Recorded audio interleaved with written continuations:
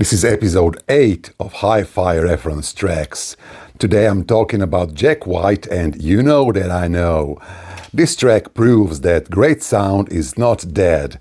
It's not just a great song, it's also a serious hi-fi test track.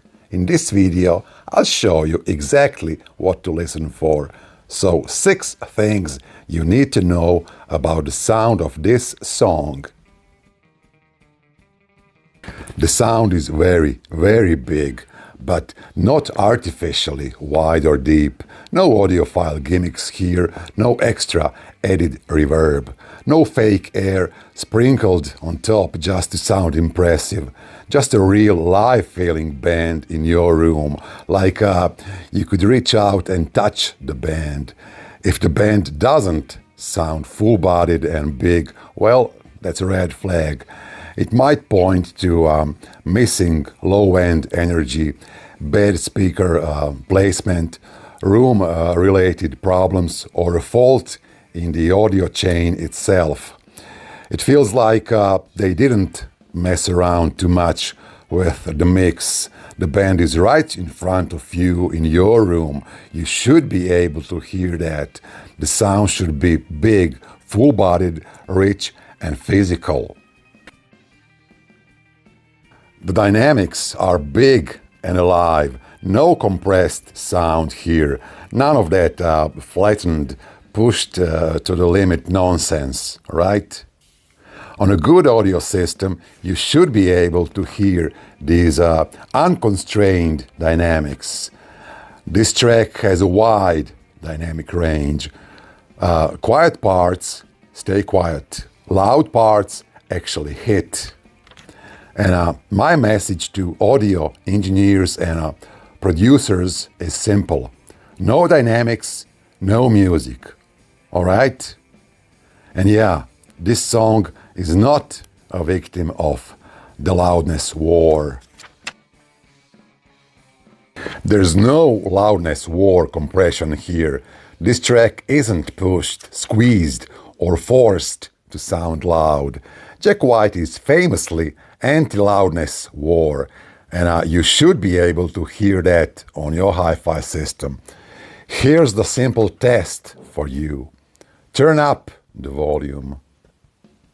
A good system should make this track sound louder and better. It should not sound sharp or harsh. The sound of this track is just right. It's neither bright nor dark.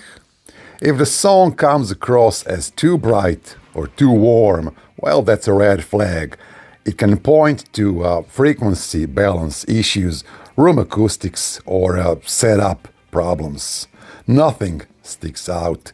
Nothing screams for attention. The sound has a vintage analog feel. It's full, rich, and physical.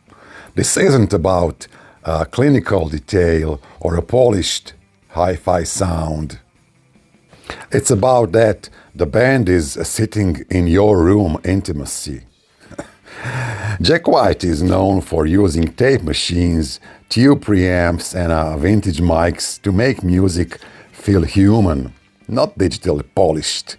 So on a good hi-fi system, you should be able to hear that vintage edge. It's almost like a lost 1950s session brought back to life. The bass here sounds excellent.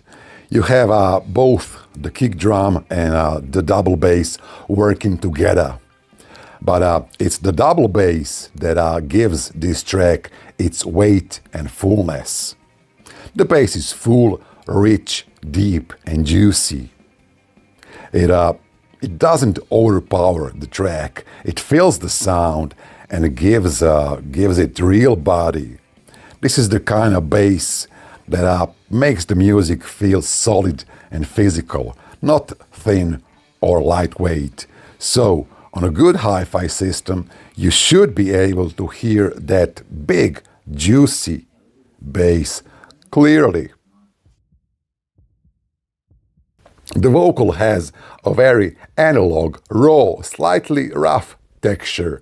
And yes, That's Jack's voice, and you should be able to hear it clearly on your hi-fi system. His voice is raw, punchy, and cracked. It's like he is yelling right at you, but politely. You can hear he's right up on the microphone, probably using vintage style gear, giving it that gritty and alive sound. There's a touch of roughness and edge, but it never turns harsh. The vocal is slightly bright, and it works perfectly with that warm, juicy bass. All right, that's it. Until next time, blah, blah, blah, see ya, blah, blah, blah.